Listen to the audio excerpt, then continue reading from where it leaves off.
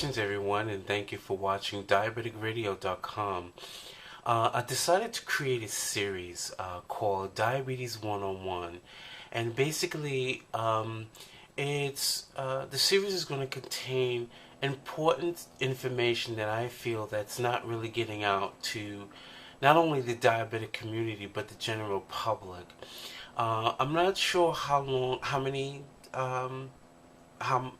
episodes it's going to be. I'm kind of figuring it out as I go along. Um, I guess it'll stop when I feel that the most important things that I think need to be covered is covered. I'm going to break them up in in small videos because there's a lot to know and a lot to take in. So I promise, I know my videos tend to be a little on the longer side, and I'll try to make this series as short as possible. Um, Today's topic on this series on Diabetes 101 is going to be about insulin. Now, what is insulin? Now, you may say, insulin is a hormone, of course. You know, why are you bringing this up? Everybody knows that insulin is a hormone. Well, have you asked yourself what is a hormone?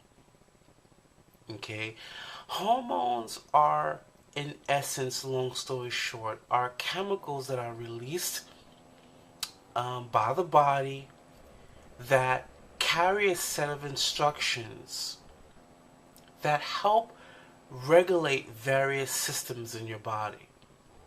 Okay, that's a very important thing to remember, and especially in terms of insulin. You have various organs that produce hormones. You have your pituitary gland.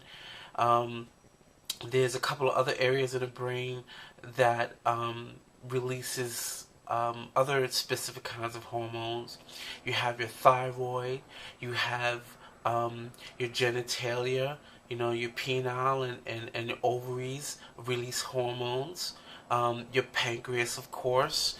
And your pancreas doesn't just release insulin. It releases several types of hormones that are maybe not as important as insulin, but can be just as important as insulin. And all these hormones help with specific areas in your body. There are hormones that help with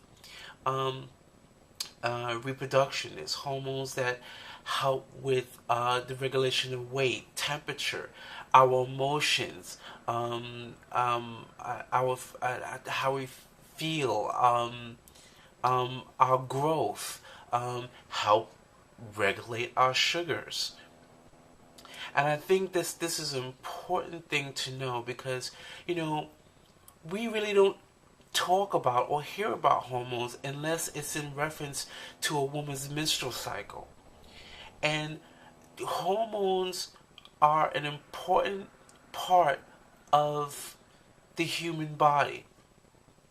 Okay, it's extremely important to understand that.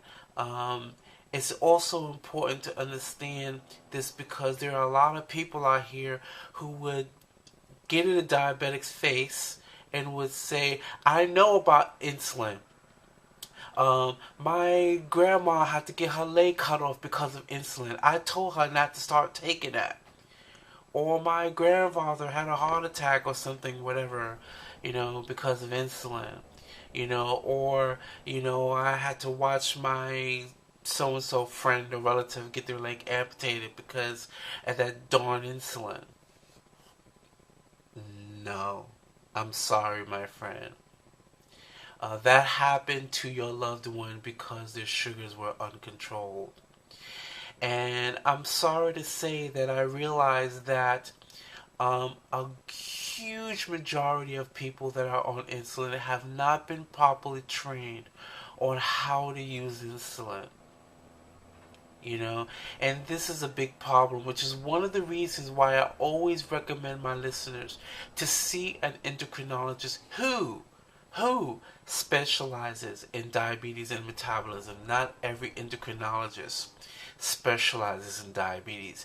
As a matter of fact, you should be working with both your endocrinologist and your PCP, your general practitioner, so that you can get both opinions from both doctors, so that you can make the best decision for you. Because remember, you have to live with the doctor's decision. You have to live with whatever consequences of whatever medication the doctor gives you.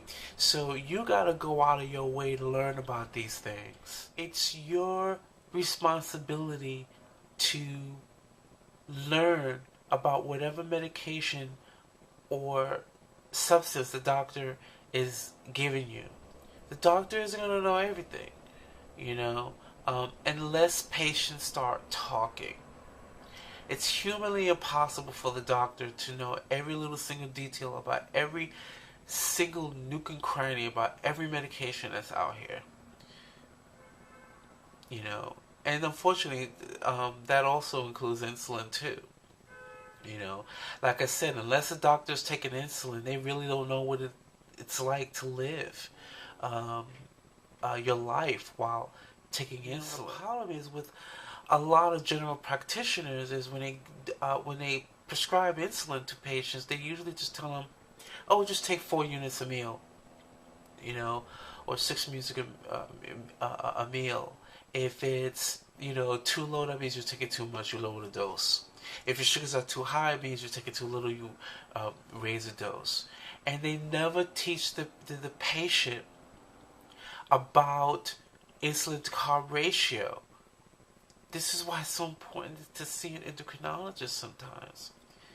Insulin to carb ratio is so important, and unfortunately, I think one of the reasons that many people are so scared of insulin is because they haven't been properly trained on how to appropriately use insulin, unfortunately. And this is a real problem. A real problem. And, goodness, I don't know what else to say. I'm trying so hard not to make this video so long, but I do want to make a point, though, in terms of type 2 diabetes. We know that type 1 many times is unavoidable. When you get it, or if you get it, you're going to get it. We know that with type 1, they have to have insulin. But I think an important thing that I need to say with type 2 is that, with any diabetes, whether you're type 1 or type 2, the problem isn't that we're not getting enough vitamins. Although vitamins can certainly help and assist with better glucose control, but it's not a cure. The important thing to understand about diabetes is it boils down to insulin. Either you make no insulin, you make too little insulin, or you're insulin resistant. Okay, this is important to know. And this is directed towards professionals, healthcare professionals. Okay, you know that diabetes is a progressive disease. And unfortunately, the truth of the matter is, most people don't find out until they're diabetic until they receive a diabetic complication. So the other thing is that because diabetes is a progressive disease, although with type 1 it's many times, I can't say most anymore, but many times it's usually quick, but sometimes it's not. Sometimes you don't get type 1 until you're way older. And like with type 2, some type 2s lose their ability to make insulin. And this is very important for healthcare professionals to keep it back in their mind. Okay?